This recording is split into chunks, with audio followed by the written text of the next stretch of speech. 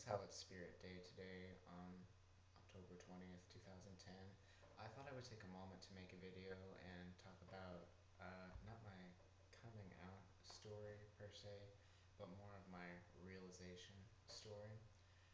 Now,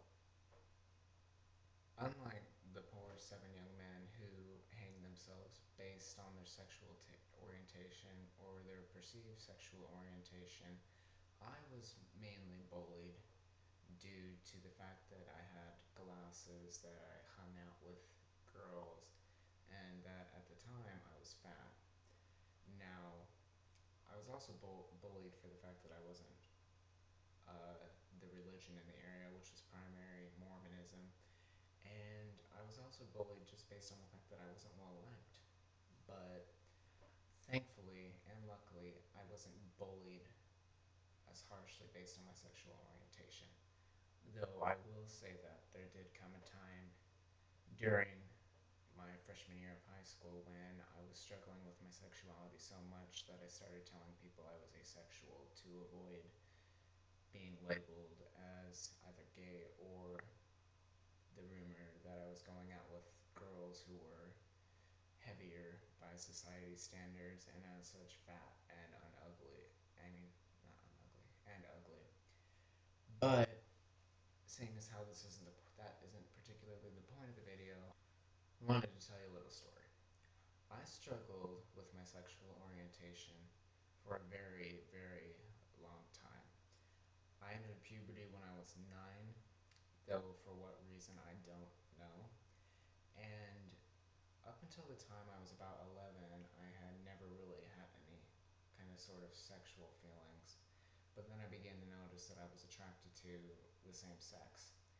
Now, this attraction per se really affected me personally and extremely bothered me psychologically because as my body was changing, I was of the opinion that due to the fact that I felt differently than what everyone said I was supposed to be feeling, uh, the other problems were in fact not problems other people my age would have been experiencing. So I became, excuse me, very awkward and insecure.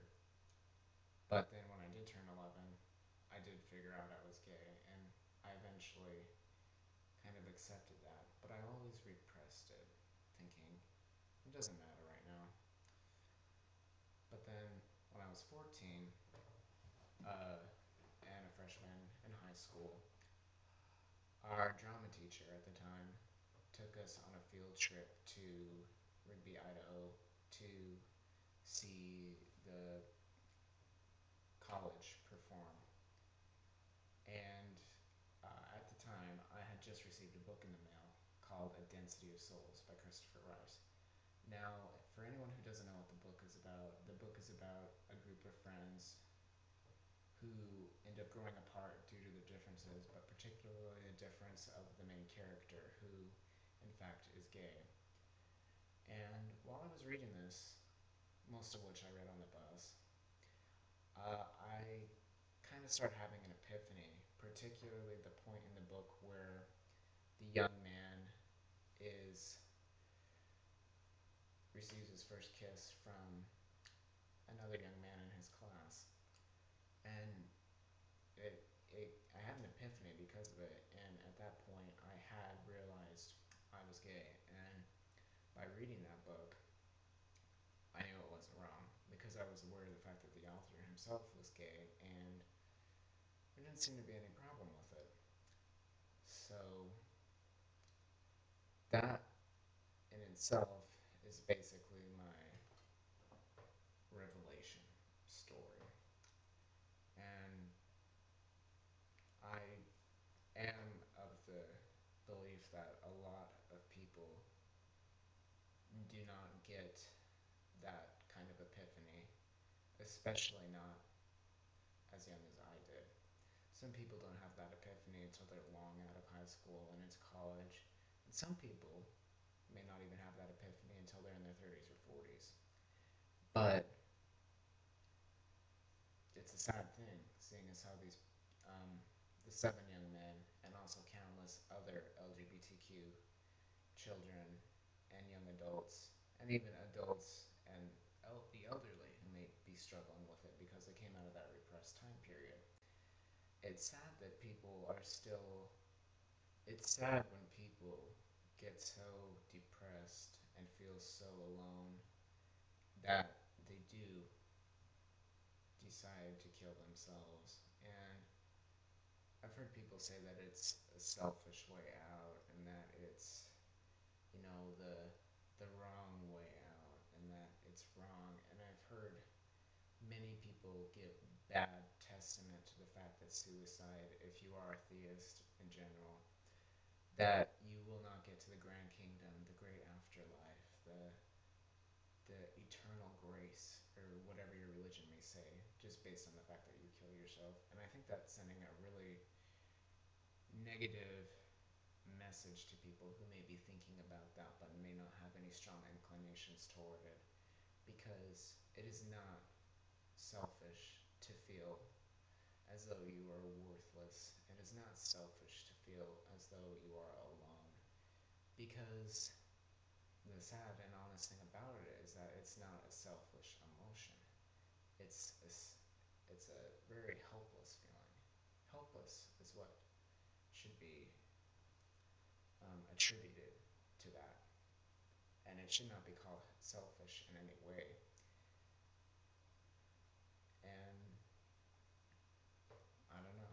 I've been on the same path before, and I thankfully got out of it. But I know that some people never get out of it, and I don't believe that people who say that it is selfish to think about killing themselves should allow themselves to be put up on such a pedestal and as such control someone else's life, because when you put yourself on a pedestal and ordain what is or what isn't right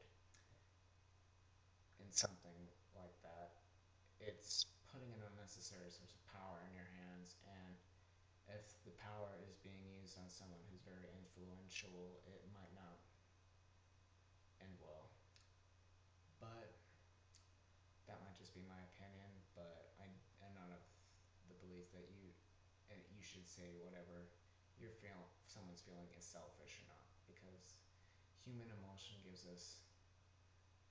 allows us to feel, and evolution has allowed us to feel the way we feel based to further our society. So I may have just rambled in that part, but anyhow, today is October 20th, 2010, Spirit Day. So if you see this video before you go to work or as you're going to work, be sure to throw something purple on. And if you don't have a piece of purple clothing, see if you can find something, anything purple.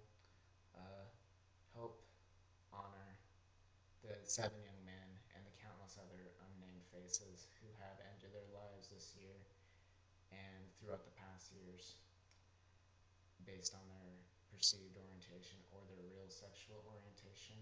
And let's try to stop hate and unnecessary bullying and hurt.